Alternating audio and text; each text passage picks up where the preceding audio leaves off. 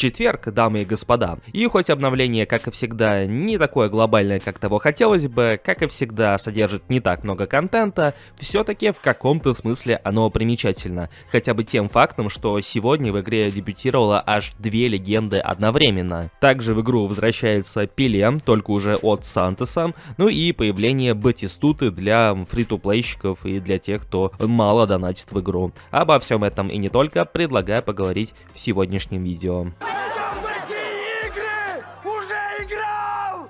Говорю, что я уже играл в них! Не проблема, приятель. Пополни Steam с нулевой комиссией на PlayRock и купи себе новые. К слову, PlayRock — это топовый маркетплейс, где ты найдешь сотни игр, донат, ключи, предметы и все это по самым выгодным ценам. Удобные способы оплаты, быстрая выдача и круглосуточная поддержка по любым вопросам. Метовые паки в eFootball продолжают появляться, и чтобы быть готовым к очередному эпику или бигтайму, можно закупиться монетами по выгодным ценам, так еще и со скидкой. Выбираем любой понравившийся нам вариант, оплачиваем его удобным способом по карте или СБП, и товар спустя минуту уже у нас. PlayRock, здесь есть все, что нужно геймеру. 1000 товаров по низким ценам и пополнение Steam без комиссии по моему промокоду. Ссылка в описании. К сожалению, тянуть кота за хвост не получится, и, наверное, начнем сразу с эпического пака, потому что он представляет наибольший интерес, даже если вы не донатите в игру, по той лишь причине, что в игре появились 2 новые легенды, которые не сразу вспоминаются, если вот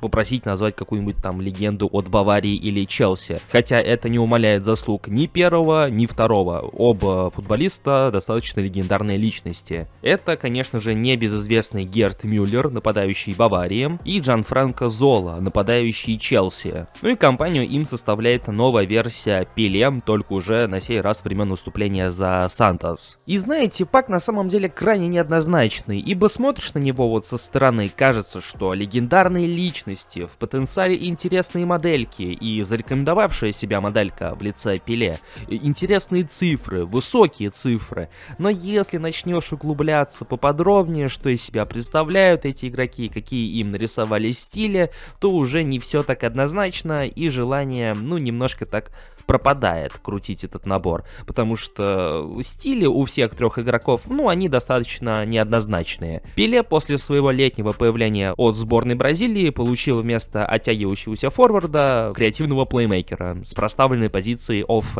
тогда как Герд Мюллер получил стиль Элис у ворот. Ну и Зола получил креативного плеймейкера при позиции оттянутого форварда. И если в случае с Золой еще можно смириться с этим стилем, потому что он не самый плохой, хоть и на УФ ведет себя крайне своеобразно, то вот Лис у ворот у Герда Мюллера и креативный плеймейкер у Пеле выглядят прям совсем уж как-то, не очень, мягко говоря. Хотя это не отменяет заслуг модельки того же самого Пеле, потому что вот с того момента, как я выкрутил его летом, он до сих пор у меня бегает в основе, до сих пор вносит свой ощутимый импакт в нападение, но, честно, вот его новое появление, хоть оно по цифрам и получше будет, но не вызывает у меня желания обновить эту карточку. Хотя и стоит признать, что по цифрам она стала чуть-чуть побольше, и навык второй ей завезли более, актуальный, что ли, ибо у летней версии были скоординированные пасы вместе с ударами, теперь вместе с теми же самыми ударами у нас динамический дриблинг, что для Пеле подходит намного и намного лучше. Герд Мюллер же получил помимо скоординированных ударов еще нацеленность на ворота, крайне неоднозначный навык и в целом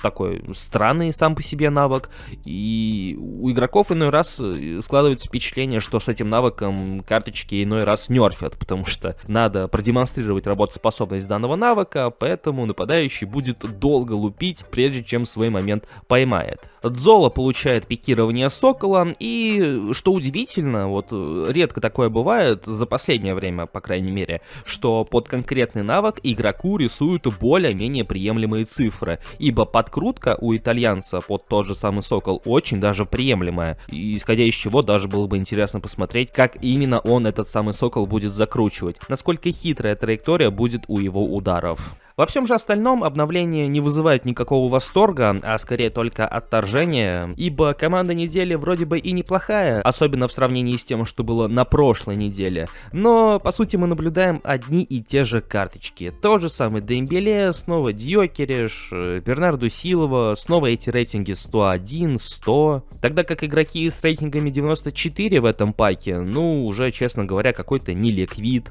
снова Антони, у которого рейтинг 99. Я не понимаю, почему Konami его так вот ненавидят. Хотя Палмеру уже в 100-й раз рисуют один и тот же рейтинг. 101, 101. После хэт-трика, 2 из которых там были с пенальти. Ну, не знаю. Пак на понедельник, ну, тут тоже много не скажешь, ибо, ну, вы сами все видите.